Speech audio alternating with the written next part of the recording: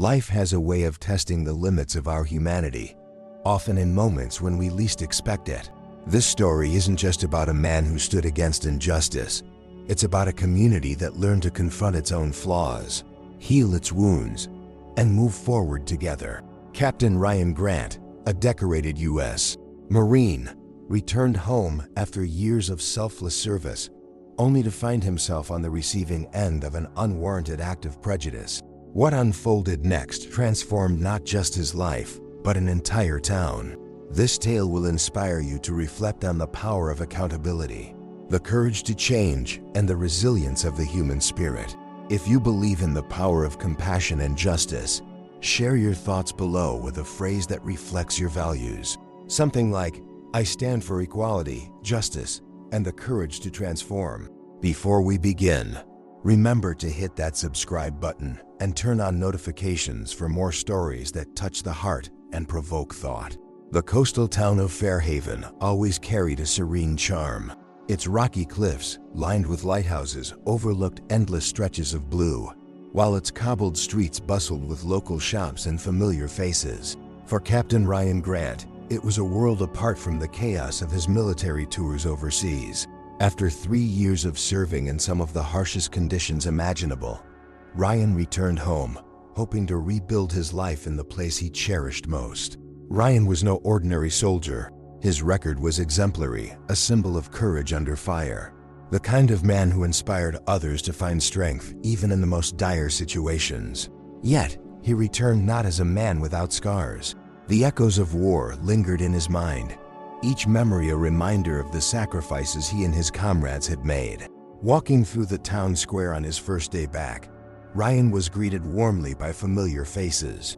Mrs. Abernathy, the baker, handed him a loaf of her finest bread, free of charge.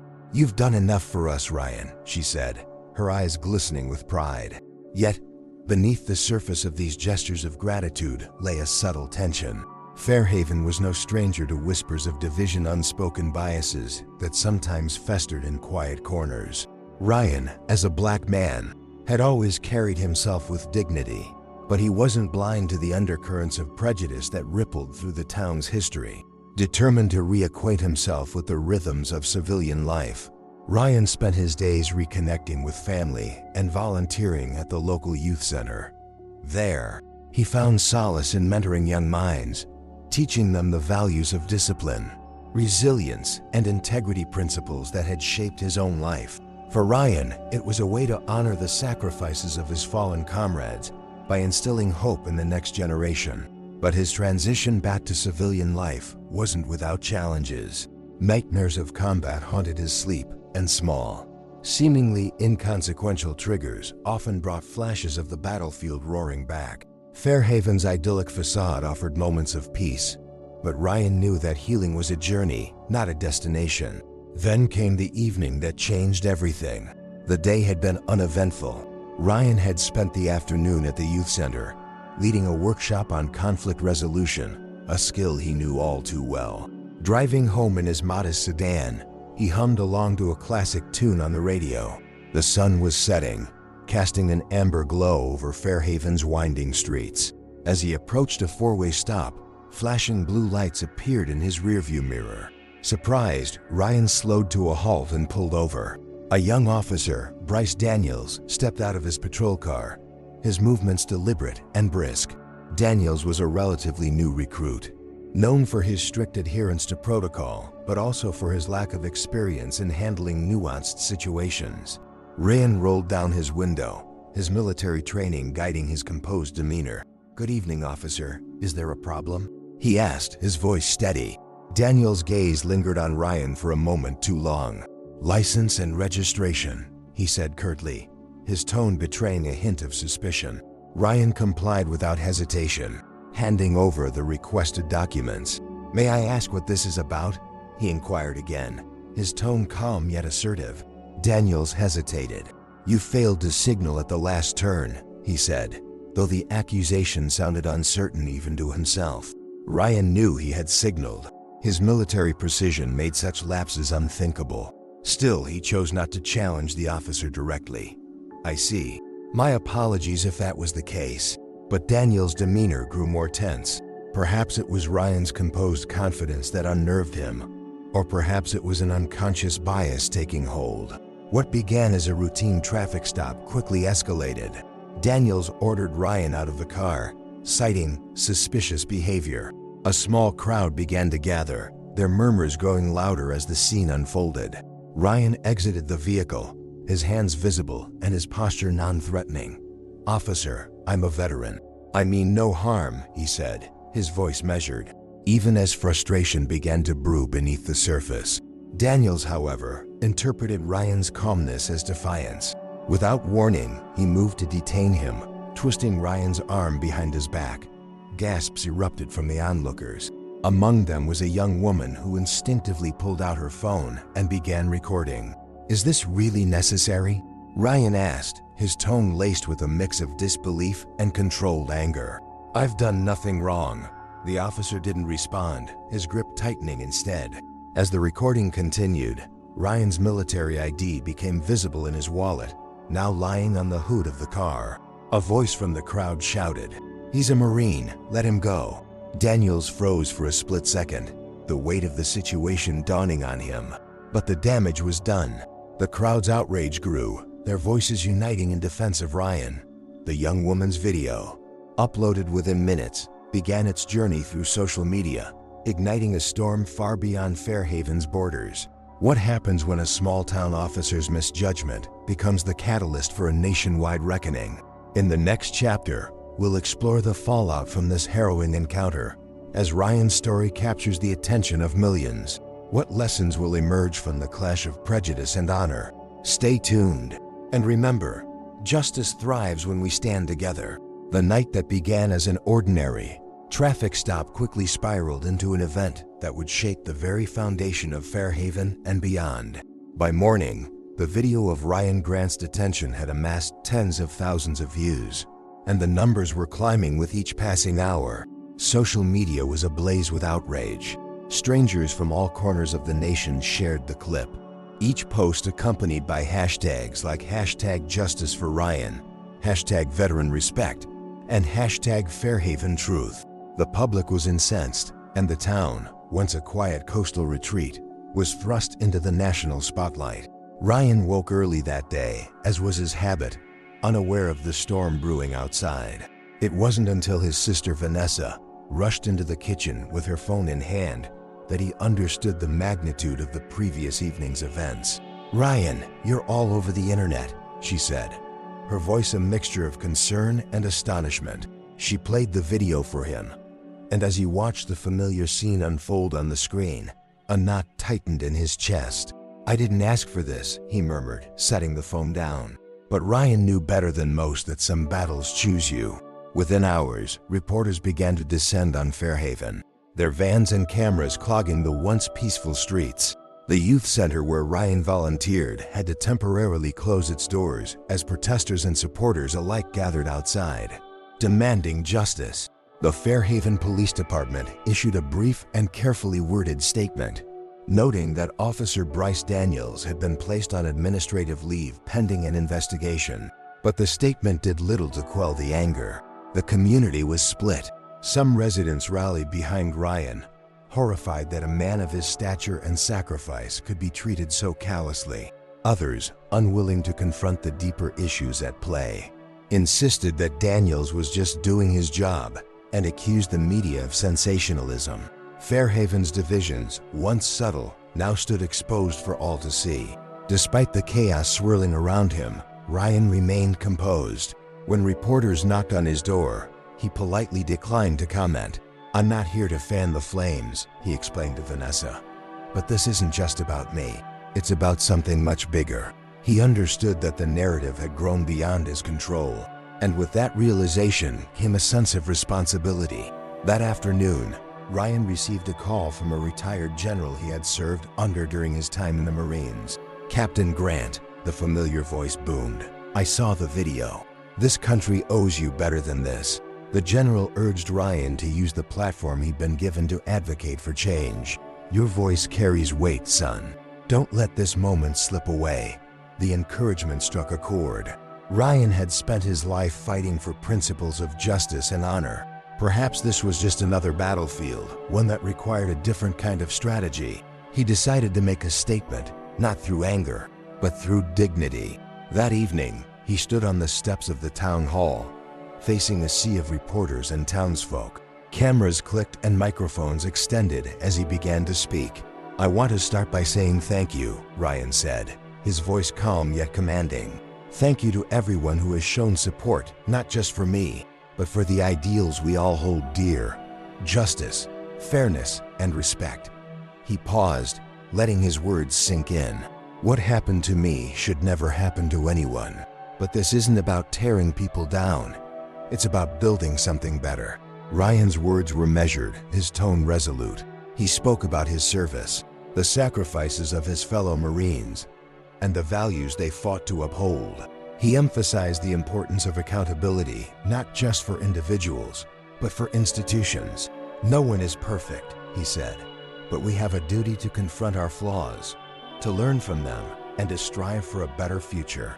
His speech was met with applause, but it was clear that the journey ahead would not be an easy one. That night, the video of his address began circulating online, drawing both praise and criticism. Some hailed him as a hero, a beacon of grace under fire. Others accused him of playing the victim or seeking attention. Ryan read the comments with a heavy heart, but refused to let the negativity deter him. "Change isn't easy," he reminded himself. "It never has been." Meanwhile, Officer Daniels faced his own reckoning. The young officer found himself at the center of a firestorm he was ill-prepared to handle. His superiors at the police department urged him to stay out of the public eye, but the pressure was immense. Daniels couldn't ignore the growing chorus of voices demanding his resignation. For the first time, he began to question his actions that night. Was he truly justified? Or had he allowed his biases to cloud his judgment? The question gnawed at him, forcing him to confront uncomfortable truths about himself and the system he represented. As the days passed, the conversation around Ryan's case expanded beyond the borders of Fairhaven. National news outlets picked up the story, inviting experts and activists to weigh in. The discussions were heated, highlighting broader issues of systemic bias and the treatment of veterans in civilian life. Statistics were shared, revealing that Black veterans often faced unique challenges, from employment discrimination to encounters with law enforcement. Ryan's story became a symbol of these broader struggles, a rallying cry for those demanding change. Amid the turmoil, Ryan found unexpected allies. Local organizations reached out, offering support and resources.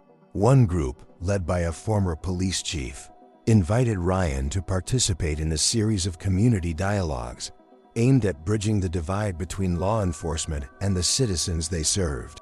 Ryan agreed, seeing it as an opportunity to turn conflict into collaboration. The first of these dialogues took place in a church hall, its walls adorned with murals depicting scenes of hope and unity. The room was filled with a diverse crowd of residents, officers, activists, and students, all eager to have their voices heard. Ryan sat alongside the panel, his presence a reminder of the stakes involved. When it was his turn to speak, he addressed the crowd with the same calm determination he had shown on the battlefield. "We're here tonight because we all want the same thing," he began. "A community where everyone feels safe, respected, and valued. That doesn't happen overnight, and it doesn't happen without effort. But I believe it's possible if we're willing to listen to one another." The dialogue was tense at times, but it was a start. Stories were shared, misunderstandings were aired, and the seeds of empathy were planted. For Ryan, it was a small but significant victory, a reminder that progress often comes in small steps rather than giant leaps. As the evening ended, Ryan felt a glimmer of hope. Yet he knew this was just the beginning. The road ahead was long, and the challenges were many.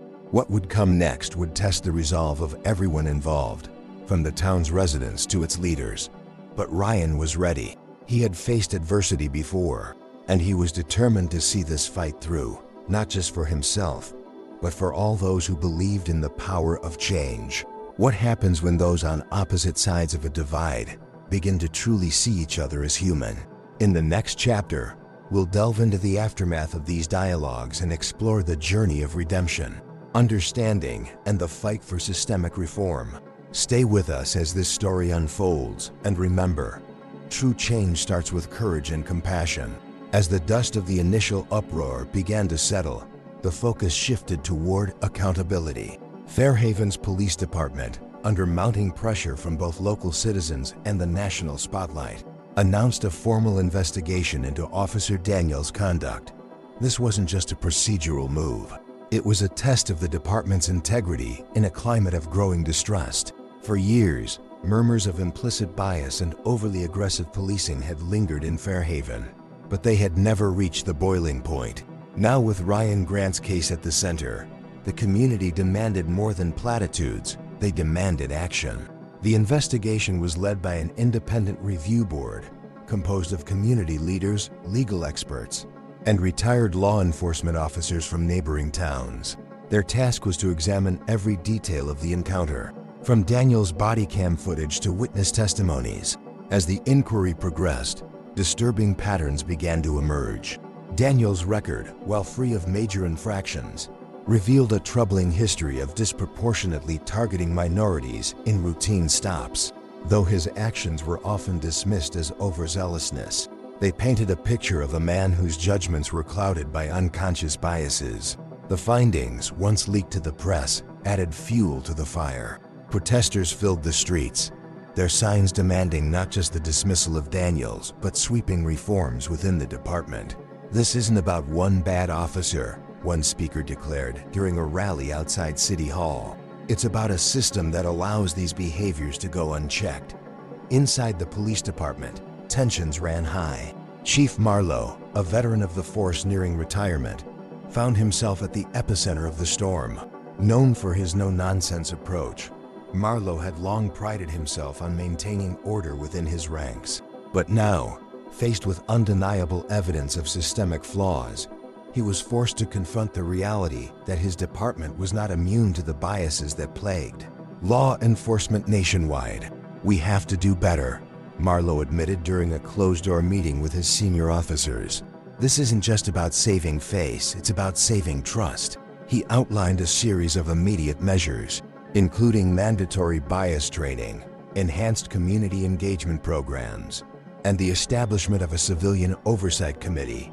These proposals were met with mixed reactions. Some officers, particularly those with years of service, resented what they saw as an overcorrection driven by public pressure. Others, including younger recruits, welcomed the changes as long overdue. Meanwhile, Ryan continued to play a pivotal role in shaping the narrative. He was invited to meet with city officials and community leaders to discuss his vision for a more equitable Fairhaven. Though he approached these meetings with humility, his military background gave him a commanding presence that was impossible to ignore. "I'm not here to assign blame," he said during one such gathering. "I'm here to help us find solutions." One of Ryan's key proposals was the creation of a mentorship program that paired officers with local youth, particularly those from underrepresented communities. The idea was simple yet powerful, fostering mutual understanding through human connection. "If we can see each other as people first," Ryan explained, "we can begin to break down the walls of fear and mistrust." The program, dubbed Bridging the Badge, quickly gained traction. Officers who volunteered found themselves sharing meals, playing basketball, and even participating in classroom discussions with the youth they were sworn to protect. Slowly but surely, the dynamics in Fairhaven began to shift. While skeptics remained vocal, the program's early successes were undeniable. Fewer incidents of conflict between police and residents were reported, and surveys indicated a modest but noticeable increase in community trust. For Officer Daniels, however, the reckoning was deeply personal. Temporarily relieved of duty, he spent his days in solitude, grappling with the consequences of his actions. The video of his encounter with Ryan played in an endless loop in his mind, each viewing forcing him to confront the discomfort he had long buried. He had always considered himself a fair officer, one who treated everyone equally, but the evidence and the backlash suggested otherwise. Desperate for clarity, Daniels reached out to an unlikely source, an old academy mentor who had since become a prominent advocate for police reform. The mentor, Sergeant Alina Cruz, agreed to meet him for coffee. Cruz was blunt but compassionate. "Bryce, the badge doesn't make you immune to bias," she told him. "It amplifies your responsibility to recognize it and act against it."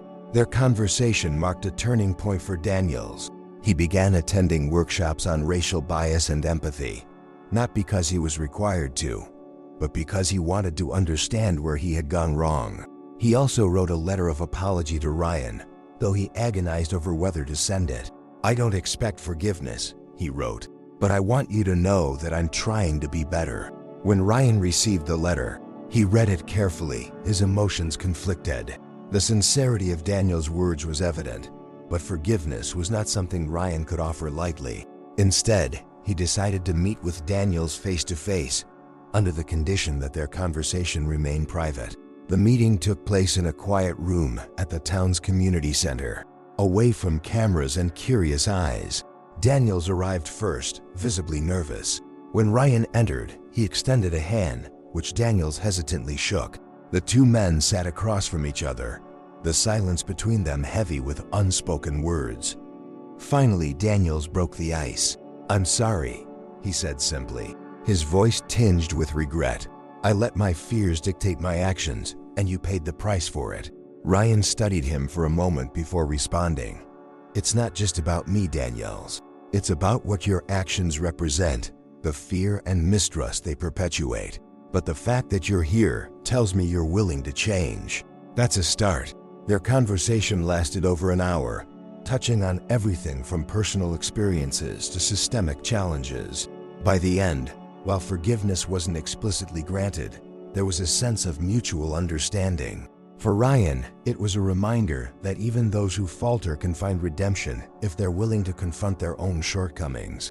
The meeting remained private, but its impact rippled outward.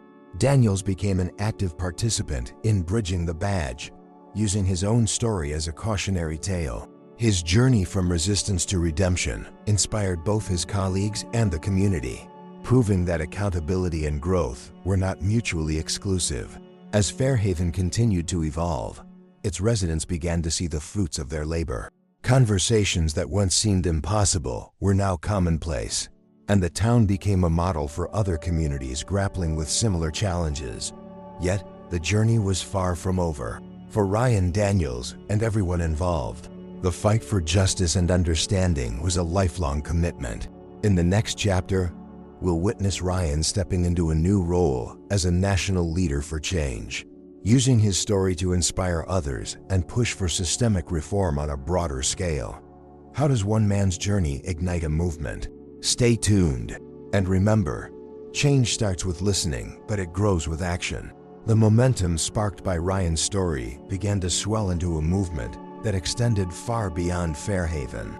Across the nation, his name became synonymous with integrity, resilience, and the call for systemic accountability. News networks featured in-depth profiles of his military service, highlighting his decorated career as a Marine who had served on the front lines of combat zones, leading missions that saved countless lives. His calm demeanor during the incident with Officer Daniels only amplified the contrast between his actions and the treatment he endured. Ryan Grant was no longer just a man wronged. He was now a symbol of what could happen when courage met injustice. As protests grew in size and frequency, Ryan was thrust into the role of a reluctant leader. At first, he hesitated to embrace the spotlight. Leadership in the military had been clear-cut: objectives, strategies, and teamwork. But this was different. The issues he now faced were sprawling and complex, entangled in decades of history and emotion. Nevertheless, Ryan understood the responsibility that came with the platform he had been given. "If I don't speak," he told his sister Vanessa during one of their late-night conversations, "then who will?" With Vanessa's encouragement, Ryan began crafting a message that resonated with people from all walks of life. His speeches, though unpolished, carried an authenticity that was impossible to ignore. Standing in front of crowds that often numbered in the thousands, he spoke not of anger or vengeance, but of hope and unity. "This isn't a fight against each other," he said at one rally. It's a fight for each other, for a society where justice isn't a privilege, but a right. Ryan's words struck a chord, but he knew words alone wouldn't be enough. Behind the scenes, he worked tirelessly with grassroots organizations, legal experts, and community leaders to push for tangible reforms. They drafted proposals for measures such as independent oversight of police departments, expanded de-escalation training, and investment in programs that fostered trust between law enforcement and marginalized communities. Each proposal was backed by data, drawing on studies that highlighted the effectiveness of such measures in reducing conflicts and improving public safety. The proposals gained traction, and soon, Ryan found himself invited to speak before state legislatures and even Congress. These were unfamiliar arenas, but Ryan's military discipline served him well. He approached each opportunity with meticulous preparation, combining his personal experiences with broader statistics to paint a compelling picture of the change that was not only possible but necessary. During one particularly impactful hearing, he recounted the moment Officer Daniels had detained him. "I wasn't afraid for myself," he said, his voice steady but impassioned. "I was afraid for what that moment represented, for every person who doesn't have the privilege of their story going viral, who faces injustice in silence." Ryan's advocacy also drew the attention of prominent figures in politics, law, and media. Some praised his efforts, offering support and resources, while others criticized him, accusing him of stoking division.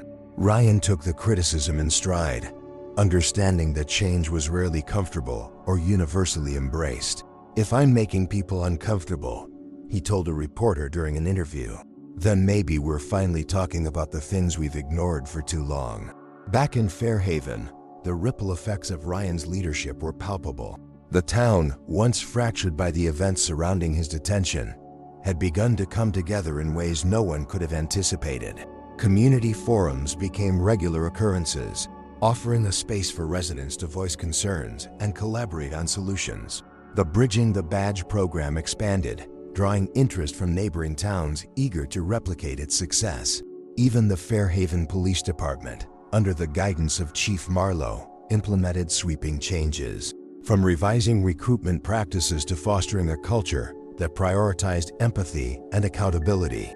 Amid these developments, Officer Daniels continued his path of self-reflection and growth. His participation in community discussions and mentorship programs revealed a side of him that few had seen before. A man who was not only willing to acknowledge his mistakes, but determined to make amends. Over time, his presence at these events became less polarizing. Some residents, initially skeptical, began to recognize his efforts as genuine. Daniel's journey became an unexpected testament to the possibility of redemption, a counterpoint to the narrative of division. For Ryan, watching Fairhaven's transformation was both inspiring and bittersweet. While he was heartened by the progress, he couldn't ignore the weight of the broader fight still ahead. The systemic issues he was tackling were deeply entrenched, and the victories, though significant, often felt like drops in an ocean of challenges. Yet, he remained steadfast, driven by the knowledge that every step forward, no matter how small, brought them closer to the society they aspired to create. As Ryan's influence grew, so did the demands on his time and energy. He traveled frequently, speaking at universities, town halls, and conferences. At each stop, he met people who shared their own stories of injustice, resilience, and hope. These encounters reminded him of why he had taken up this fight in the first place. One such meeting stood out: a young boy who approached him after a speech in Chicago. The boy, no older than 12, handed Ryan a crumpled note that read, "Thank you for fighting for people like me." The simplicity of those words moved Ryan deeply, reinforcing his resolve to continue the work, no matter how daunting. Meanwhile, national attention on Fairhaven began to shift perceptions of the town itself. Once a quiet, overlooked community, it was now hailed as a model for what could be achieved when people came together with courage and openness. Documentaries chronicled its journey, and policymakers cited it as an example of grassroots reform. Yet, for all its progress, Fairhaven's residents remained grounded, aware that the work of justice and reconciliation was never truly finished. As the months turned into years, Ryan's leadership evolved. He founded a nonprofit organization dedicated to advancing the reforms he had championed, ensuring that the movement he had ignited would endure beyond his personal involvement. The organization, aptly named the Unity Initiative, worked to replicate Fairhaven's successes in other communities while addressing the unique challenges each faced. Through it all, Ryan never lost sight of the values that had guided him from the beginning: integrity, compassion, and an unyielding belief in the power of collective action. His journey, though born of a moment of injustice, became a testament to the strength of the human spirit and the possibility of transformation. In the final chapter, we will explore how Fairhaven's journey becomes a blueprint for national reform, and how Ryan's story continues to inspire a global movement for justice, equality, and unity.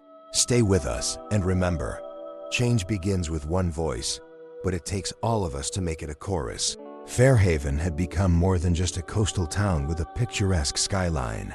It had transformed into a living, breathing testament to the power of accountability, reconciliation, and collective action. What had started as a moment of injustice, a routine traffic stop gone wrong, had ignited a flame of change that now burned brightly across the nation. While Fairhaven's streets remained lined with their iconic cobblestones, what truly defined the town was its people, those who had chosen to face their divisions head-on and build bridges where walls had once stood. The community forums, once a sporadic initiative, had become a cornerstone of Fairhaven's culture.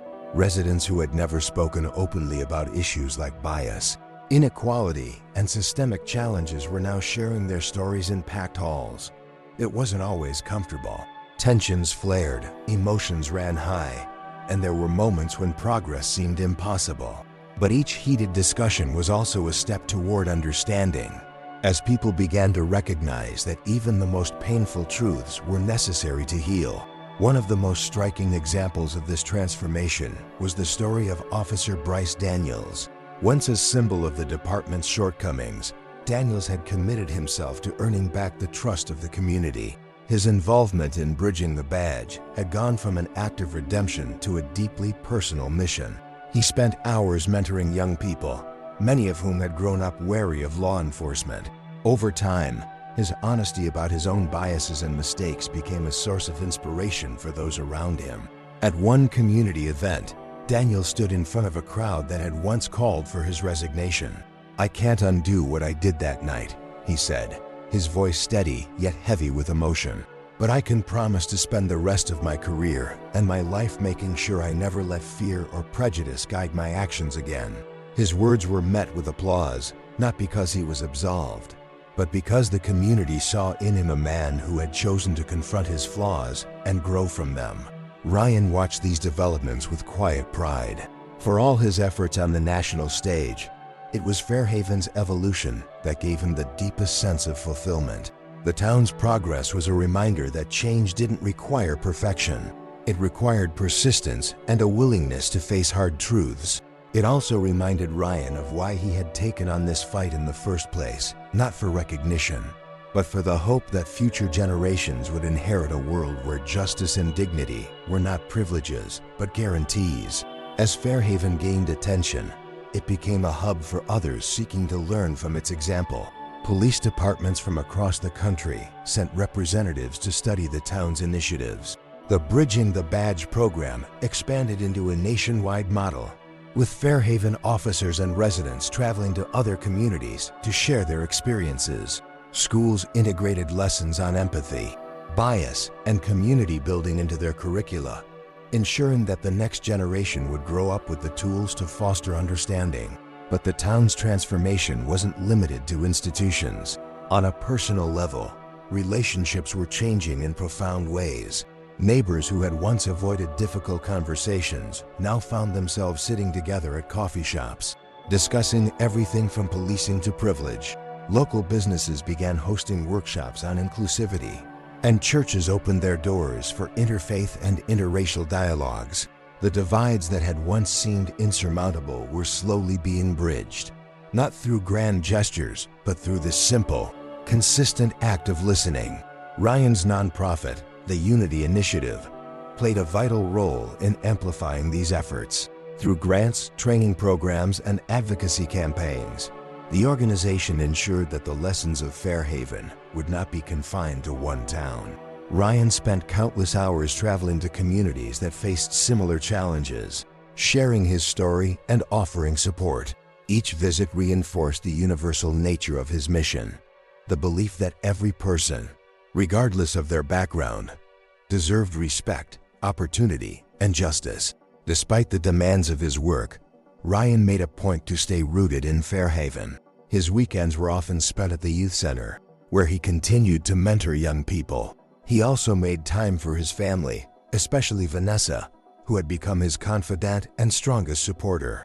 Their bond had only deepened through the trials they had faced, and together, they found moments of peace amidst the chaos. As the years passed, Fairhaven's journey was chronicled in books, documentaries, and even a major film. But for those who lived through it, the story was more than a tale of transformation. It was a testament to their resilience and courage. The town had become a symbol of what was possible when people chose to confront their flaws and build something better. Ryan's role in this transformation did not go unnoticed. He was invited to speak at universities, international conferences, and even the United Nations. Each platform gave him the opportunity to amplify the lessons of Fairhaven, reminding audiences that real change required both systemic reforms and personal accountability. Fairhaven wasn't perfect before, and it's not perfect now, he often said. But it's a community that chose to do the work, and that's what makes all the difference. Yet, for all the recognition and progress, Ryan remained humble. He often deflected praise, redirecting it toward the people of Fairhaven and the countless others who had joined the fight for justice. "This isn't about me," he would say. "It's about us, all of us." One sunny afternoon, as Ryan walked through the town square, he was stopped by a group of children playing tag near the fountain. One of them, a boy no older than 10, ran up to him with wide eyes. "Are you Captain Grant?" the boy asked, his voice filled with awe. Ryan knelt to meet the boy's gaze. "I am," he said with a smile. "What's your name?" The boy introduced himself and then asked, "How did you change everything?" Ryan paused, considering the weight of the question. "I didn't do it alone," he finally replied. "It was all of us working together, listening to each other, and believing we could be better." The boy nodded thoughtfully before running back to his friends. Watching him go, Ryan felt a deep sense of hope for the future. Fairhaven's transformation was far from over. There would always be challenges, setbacks, and moments of doubt, but the town had proven that progress was possible, not through grand declarations, but through the quiet, persistent effort of people who refused to give up on each other. As Ryan looked out over the bustling square, he felt a renewed sense of purpose. The journey was far from complete, but it was one worth continuing. As we conclude this story, remember that the power to create change begins with each of us. Share your thoughts in the comments below, and if you believe in the possibility of a more just and compassionate world, let us know by saying, "I am the change I want to see." Don't forget to like, subscribe, and explore our other stories that celebrate resilience, courage, and unity. Together, we can make a difference. Though Fairhaven had become a beacon of hope and progress, Ryan Grant understood that the work of change was never truly complete. The town's story had inspired others to begin their own journeys of reform. But inspiration alone wasn't enough. Ryan's growing influence meant that he was increasingly called upon to lead broader initiatives, not just as an advocate for justice, but as a strategist for systemic change. It was a role that carried immense pressure, but Ryan embraced it with the same discipline and determination that had defined his military career. In the months following Fairhaven's transformation, Ryan's nonprofit, the Unity Initiative, expanded its reach across the country. Chapters were established in cities both large and small, each tailored to the unique challenges of its community. From tackling racial disparities in policing to addressing socioeconomic inequalities, the organization became a catalyst for grassroots activism. Ryan insisted that the solutions come from within the communities themselves, providing them with resources and guidance rather than dictating a one-size-fits-all approach. One of the most ambitious projects launched by the Unity Initiative was the Pathways to Understanding program. Designed as an immersive experience, it brought together people from opposing perspectives, police officers, activists, educators, and local residents to engage in facilitated dialogue and joint problem solving. The program wasn't about debate, it was about empathy. Participants were encouraged to share their personal stories, confront their biases, and work collaboratively toward actionable solutions. While the sessions were often emotionally charged, they produced tangible results. Communities reported improved relationships between law enforcement and residents, and many participants described the experience as transformative. Ryan's leadership extended beyond domestic efforts.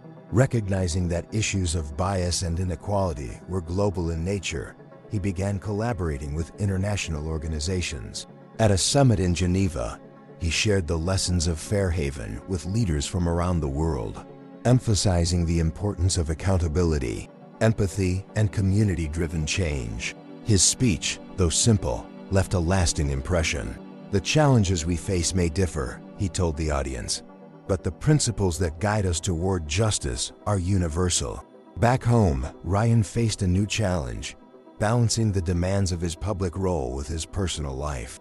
Vanessa often reminded him to take time for himself, but Ryan struggled to step away from the work. He felt a profound sense of responsibility, not just to Fairhaven, but to everyone who had shared their stories with him, who had placed their trust in his ability to make a difference.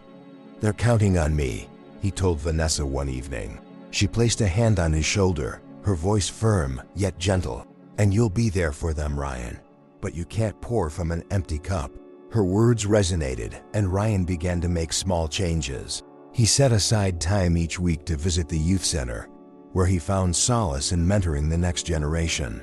He also reconnected with old friends, allowing himself moments of joy and laughter that had been scarce in recent years.